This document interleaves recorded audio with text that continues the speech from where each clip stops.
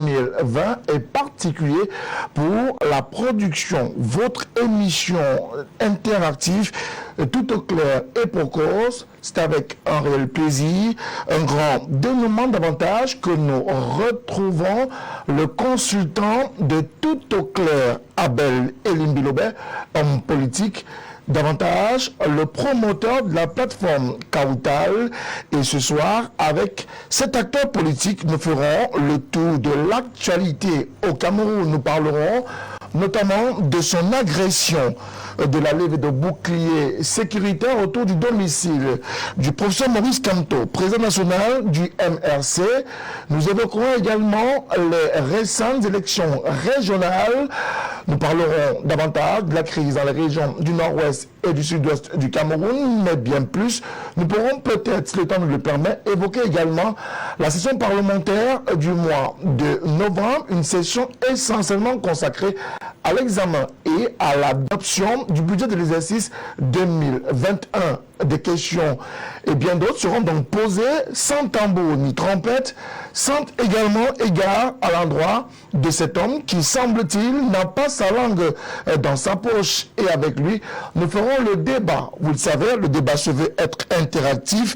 Nous attendons vos contributions via le 6 99 57 30 26 6 99 57 30 26 ou alors écrivez-nous directement à partir de notre page Facebook LTM TV officielle et nous ferons l'émission avec vous ce soir. Je rappelle, c'est une édition spéciale consacrée au comeback d'Abel Elimbilobé, homme politique mais par ailleurs consultant de tout au clair sur la télévision du monde. Mesdames, Messieurs, c'est avec un réel plaisir que ce monsieur reprend la parole dans le cadre de ce programme. Abel Elimbilobé, bonsoir. Bonsoir Frédéric et merci beaucoup pour tout ce que vous avez fait pour moi pendant ces moments difficiles. Il m'a été donné plusieurs fois pendant que la vie politique allait dans une dérive très difficile à décrire et sans pareil dans l'histoire du pays, de demander que certaines bouches se taisent. Et malheureusement, c'est la mienne qui a failli se taire. Parce que l'insécurité grandissante dans la ville de Douala a fait en sorte que j'étais pratiquement sur le point de me taire. Mais on va y revenir tout à l'heure dans le cadre de cette émission. Voilà. C'est un réel plaisir. On voit tout fringant, tout neuf, pratiquement, on va le dire. Cette affaire m'a imposé à peu près bientôt 2 semaines, un peu plus de 2 semaines d'ailleurs, de repos. Je n'ai pas travaillé et je n'ai pas lu parce que beaucoup de mes documents ont été emportés.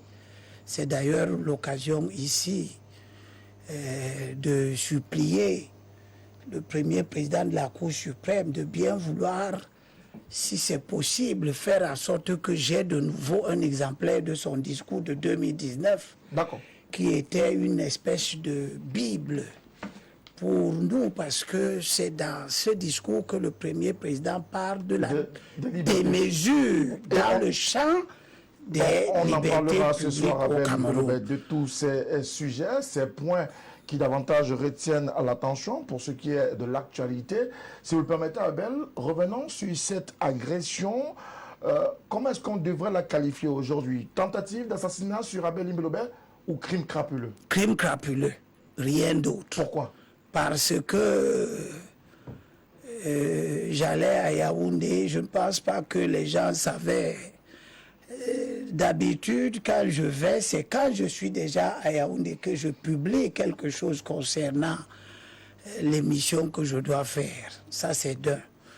De deux, je ne pense pas que ces crapuleux étaient si outillés au point de savoir que ce sera à 3h30 du matin que je serai dehors. Et troisièmement, j'ai vu des gens qui sont passés à très vive allure quand j'étais déjà en route pour attendre un taxi. Je crois du fond de mon cœur qu'ils passaient. Mais ils étaient 3 sur la moto, ce qui est un comportement de délinquance.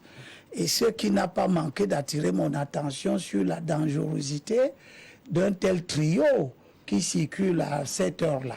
Et puis, ils sont passés dans un sens, et puis ils sont revenus. Si c'était un crime commandité, ils auraient exécuté la commande à ce moment. Ils sont repassés une deuxième fois dans le sens inverse.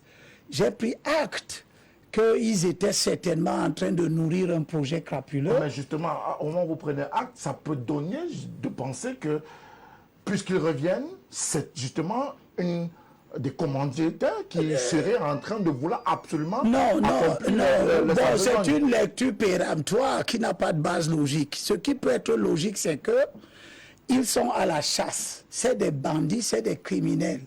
Ils sont en train de patrouiller pour rechercher des cibles.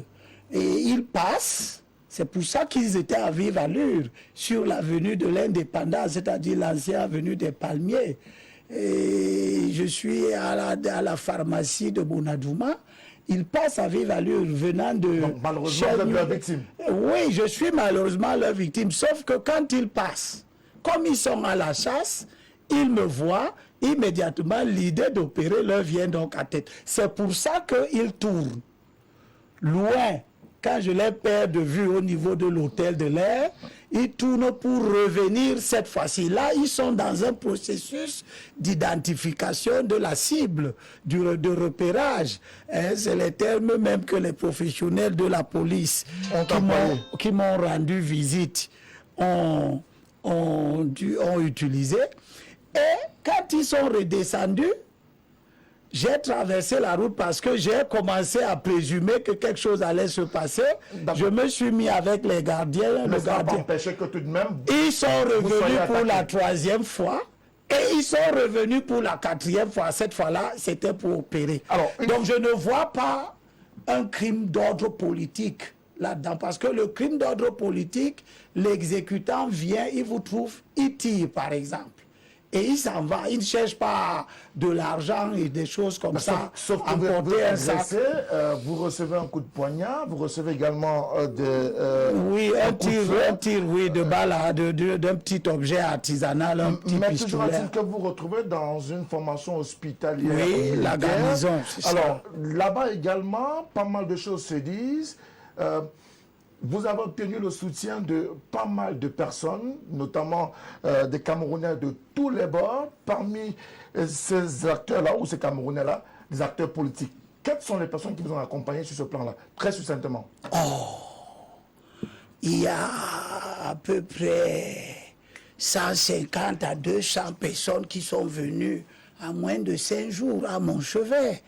Et sans compter ceux qui ont téléphoné avec insistance et qui n'ont eu de répit que lorsque j'ai pu moi-même leur répondre au téléphone. Dieu seul sait que beaucoup de nos compatriotes ont été affligés. Et je leur dois beaucoup d'être venus à mon chevet sur tous les plans.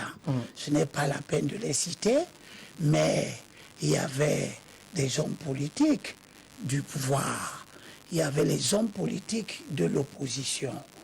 Il y avait tous les camarades de lutte, les dirigeants des partis politiques de l'opposition. Je n'ose pas les citer. Alors, mais puisque vous évoquez la question, communs, qui sont familiers. Vous évoquez la question de ces hommes politiques. Maurice Kamto a-t-il contribué ou a participé aux frais d'hospitalisation? Non. Pendant votre période dans l'hôpital? Non, pas du tout. Qu'en est-il alors exactement? C'est de la spéculation. Il y a tout un audio qui a circulé dans les réseaux sociaux. Oui. Et d'ailleurs, on a pu voir des articles de presse être écrits disant que vous reconnaissez que Maurice Kamto a payé vos frais d'hospitalisation. Non. Voici ce qu'il y a.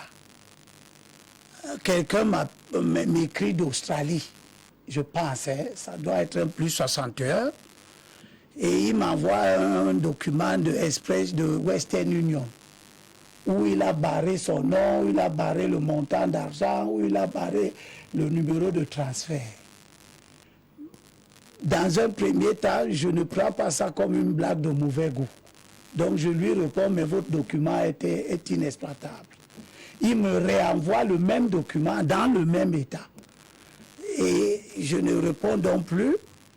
Puis, quand je suis déjà sorti de l'hôpital, je suis à la maison, il m'appelle au téléphone. Ce même numéro-là, qui m'écrivait, il m'appelle par WhatsApp. Et il me dit, je vous ai envoyé un voice, est-ce que vous avez écouté ça? Je dis non, ok, je vais écouter. Puis la conversation est coupée et puis j'écoute donc le voice. Il me dit dans le voice, mais je ne savais pas que tu es aussi idiot. Tu parles de Monsieur Kamto le matin, à midi, le soir, et tu veux que les Bamileke te donnent leur argent. Moi, je suis un Bamileke. Tu crois que je peux te donner de mon argent? Je suis un Bamileke, il faut faire attention, hein? Je suis un Bamileke, et il coupe. Alors je lui fais un voice pour lui dire, mais ton imbécilité t'a déterminé à m'envoyer. Vous n'avez pas perdu de votre verbe. Voilà, un Express Union, un Western Union qui n'en est pas un, et tout le monde peut le constater. Mais sache donc que M. Kamto m'a envoyé une lettre de compassion publique. Et je crois que c'est vrai. M. Kamto ne m'a pas envoyé de lettre. Personne n'est venu à mon chevet me remettre un courrier de M. Kamto. Mais les gens m'ont dit qu'il a écrit sur, je crois, Twitter, quelque chose comme ça. Et sur sa page Facebook. Et c'était une lettre publique dans les réseaux sociaux, mais qui m'était destinée à... si je m'en tiens au terme même de la lettre, il exprimait sa compassion. Et j'ai dit donc à ce voyou qui m'a appelé comme ça, vous voyez très bien que c'est un voyou. Non, on ne peut pas tenir ce propos. Vous voyez donc que ce monsieur qui m'appelle là, je lui réponds, non, mais quand lui, il m'a envoyé une lettre de compassion. Et en tant que contribuable, comme vous, comme tous les autres, puisque j'ai été soigné dans un hôpital militaire, financé par le contribuable camerounais, tous les Camerounais ont contribué à la prise en charge d'une certaine manière de ces frais de santé. À l'exception de cela, je n'ai rien reçu de M. Kamto. M. Kamto ne vous a rien donné. Bon. Et puis, cette polémique m'a beaucoup amusé parce que M. Kamto a certainement dû la voir. Mais pourquoi il s'est tu? Il aurait dû lui-même dire à ces sbires qui prétendent agir de manière désordonnée maintenant en son nom, que mais je n'ai pas envoyé de l'argent à Elimbi. La seule personne qui m'a appelé et qui est dans le sillage de M. Kamto, c'est M. Zongang Albert. C'est la seule personne qui m'a appelé. Qui vous a appelé? Il m'a appelé de sa cachette et ça m'a amusé. On en a d'ailleurs parlé quand il me disait, tu sais, je ne peux pas venir te voir, je suis en cabale, mais mon épouse va t'envoyer 100 000 francs. Et effectivement, son épouse m'a envoyé dans les minutes qui suivaient 100 000 francs. Donc ce n'est pas M. Kamto qui vous a envoyé 100 000, non, c'est plutôt M. Albert Zongang, au travers de son épouse. Au travers de son épouse. Et dans la conversation, Zonga me dit, c'est le jour de ta mort que tu verras des gens qui viendront vraiment pleurer. Mais il y en a qui vont pleurer pour danser. Puis il y en a qui viendront pour voir si tu es effectivement mort. Et on s'est amusé un peu. Et il m'a dit, est-ce que tu peux imaginer, petit frère, que là où je me trouve, aucun Bamileke n'a accepté de me cacher. Celui qui me cache n'est pas Bamileke. Et je lui ai dit, mais tu n'es pas caché, président Zonga. Tu m'appelles d'un numéro, si les gens que tu crois qu'ils te cherchent voulaient vraiment t'avoir, ils t'auraient à partir de ton numéro de téléphone là où tu m'appelles. D'accord. Donc je considère que, bon, tu crois que tu es en cabale, mais on n'a rien à faire avec toi. Sors de là où tu es. Et on a ri ensemble et puis c'est passé. C'est un peu ça, la réalité. Bon, je pense que les dérives de tous ceux qui se réclament de M. Kamto sont suffisamment importantes au point qu'on ne va pas consacrer cette émission. Non, on ne va pas la consacrer. On va sortir avec ces affaires de collecte également. Il y a eu une affaire de collecte d'argent à votre profit qui aurait été organisée par vos soins pour davantage vous faire un peu d'argent, surtout que vous étiez malade. Alors, je n'ai jamais organisé de collecte d'argent. J'en avais organisé pendant les élections législatives. C'était un secret pour personne. Il se trouve que pendant que je suis à l'hôpital, un ami m'appelle du Canada pour me dire « Mais je vois circuler une affiche avec ton visage et je vois circuler une affiche avec ton visage et des numéros de téléphone. Je ne reconnais aucun de tes numéros là-dedans et qui demande à collecter de l'argent. » C'est un ami qui est au Canada qui m'appelle. Puis je lui dis « Non, non, non, écris tout de suite que je n'ai demandé à personne d'organiser une collecte d'argent à mon nom ni à mon profit. Je n'ai demandé à personne. » Et il a écrit un texte qu'il m'a envoyé pour que je valide. Et j'ai validé, je lui ai dit que le texte est bon, publie ça. Et il a publié. Ensuite, j'ai demandé à mon neveu qui était venu me visiter, Loïc Banjo, d'écrire, de rechercher dans les réseaux sociaux toute initiative organisée pour collecter de l'argent à mon nom et à mon profit. Et de dire là-dedans que je n'ai demandé à personne d'organiser une collecte de fonds à mon nom. Tous ceux qui ont l'intention de me venir en aide de quelque manière que ce soit, qui s'adressent à mon épouse. Mais cela a restauré les choses de telle sorte que finalement, qu'une seule personne soit au cœur de ces collectes d'argent, parce qu'il y en a eu pas mal, et il y a eu toute une grosse controverse autour de cela. On annonce même sur certaines de ces collectes-là qu'une voiture a été achetée, affrétée à votre nom, qui vous arriverait dans les jours qui viennent, mais aussi qu'on aurait contribué pas mal d'argent qui vous sera remis dans les tout prochains jours pour faciliter votre bien-être dans les jours à venir. Bon, écoutez, je ne peux pas empêcher, dans le principe,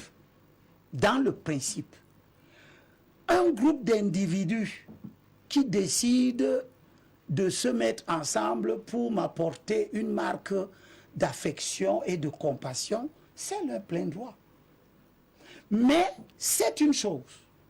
C'est une autre que des gens mettent sur pied une organisation, lui donne un nom, avec pour mission de collecter de l'argent à mon nom. Il y a eu une organisation qui doit s'appeler Fier d'être Sawa. Je n'appartiens pas à cette organisation. Ceux qui l'ont mise sur pied ne m'ont pas contacté.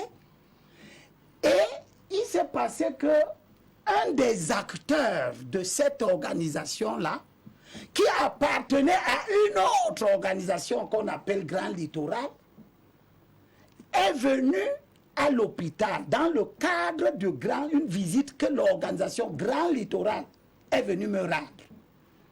C'est l'organisation Grand Littoral que je recevais qui m'a apporté une aide. Et dans la foulée, ce monsieur a pris des photos. Et heureusement que dans la vidéo qu'il fait là dans ma chambre d'hôpital, je rappelle là-dedans que je n'ai demandé à personne de collecter de l'argent à mon nom.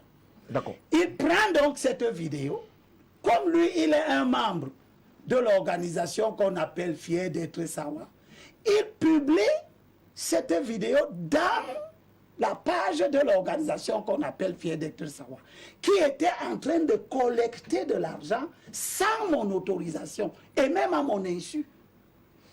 Et puis, il se trouve que quand je regarde, je vois que dans l'organisation Fier d'être Sawa, il y a quelqu'un que je retrouve là-dedans qui avait organisé une collecte de fonds pendant les élections législatives à mon nom et à mon profit. Là, j'étais au courant.